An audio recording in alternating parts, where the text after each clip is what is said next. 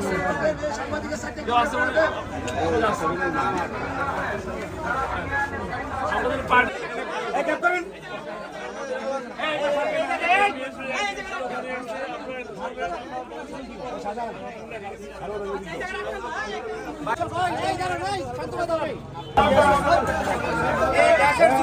সাবধানে কালি রাখবো।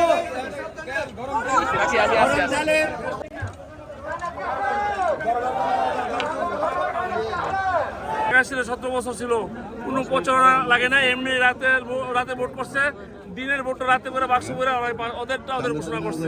আর আমার নেতা তারেক রহমান বলছে জনগণের পাশে যেতে হবে, জনগণের পাশে যেতে হলে আমাদের বিএনপির সকল নেতাকর্মীদেরকে নিয়ে আমরা জনগণের পাশে গিয়ে প্রচারণা করি। আমরা বিএনপি ক্ষমতা আসলে দেশের জন্য কি করব, এই জন্য আমরা প্রচারণা করতেছি। আর যদি অবৈধ ভোট হইতো তাহলে তো প্রচারণার দরকার ছিল না। আমরা চাই দেশের মানুষের ভোটের মাধ্যমে ক্ষমতা আসছে, এই জন্য জনগণকে নিয়ে আমরা আমাদের নেতাকর্মীদেরকে নিয়ে আমরা জনগণের পাশে গিয়ে আমরা প্রচারণা করতেছি যে আমরা ক্ষমতা আসলে মানুষের জন্য কি করব।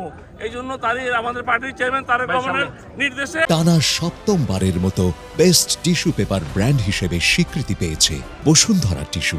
আমরা প্রচারণা করতেছি, ব্যাপক সাড়া পাচ্ছি। জনগণ আমাদের প্রতি খুশি যে আমরা আগে ঘোষণা দিচ্ছি, আমরা আসলে আমরা কি করব এটাই আমরা আগে ঘোষণা দিচ্ছি। আমাদের 31 দফায় বলা আছে আমরা দেশের জন্য কি করব, এটাই আমরা মানুষের কাছে পৌঁছে দিচ্ছি। আচ্ছা, এছাড়াও আমার স্পষ্ট বক্তব্য হচ্ছে 2018 সনে হুদা কমিশনের মাধ্যমে দেশে একটা অবৈধ নির্বাচন সে করেছিল। এই অবৈধ নির্বাচন জনগণের কেউ মানে নাই। আমি বিশ্বাস করি এই সরকার যদি একটা কমিশন গঠন করে বিচারের আওতায় নিয়ে আসে তাহলে উচিত বিচার হবে আমি মনে করি।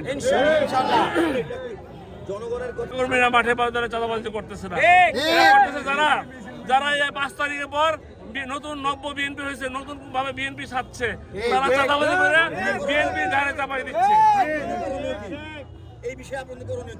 এই বিষয়ে যদি আমাদের বিএনপি আশ্রয় নিচ্ছে, আমরা বিচার করতেছি, পুলিশে দিচ্ছি, কিন্তু আবার দু একটা বিএনপির লোক যদি ভুলও করে থাকে আমরা সাথে সাথে আমি এবং আমার আমিনুল হক সাহেব আহ্বায়ক সাহেব আমরা বহিষ্কার করছি। ঢাকা শহরে প্রায় 500 আমরা বহিষ্কার করছি। চাঁদাবাজের ঠিকানা এই বাংলায় হবে না। কোনো চাঁদাবাজ বিএনপি করার সুযোগ নাই। এই বাংলাদেশে কোনো চাঁদাবাজ থাকতে পারবে না যদি বিএনপি ঠিকানা